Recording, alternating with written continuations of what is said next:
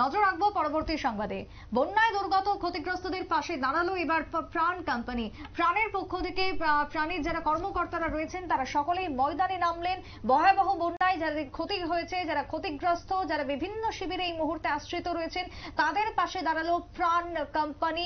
প্রাণের পক্ষ থেকে, প্রাণের রাজ্য শাখার পক্ষ থেকে আজকের এক প্রতিনিধি দল গিয়ে পৌঁছায় রামনগর বিধানসভা।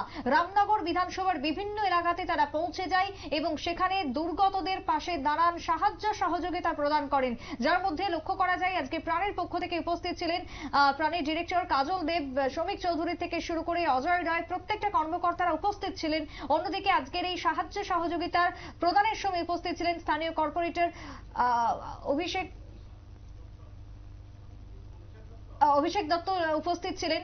এবং আজকে প্রাণের পক্ষ থেকে তারা যে এলাকায় যান তার মধ্যে প্রগতি স্কুল ছিল, রাজনগর ছিল, বর্ডার গোলচক্কর থেকে শুরু করে পিসি ইটভাটা, সাউথ রামনগর, প্রত্যেকটা জায়গাতে প্রাণের পক্ষ থেকে আজকে ছুটে যান কর্মকর্তারা।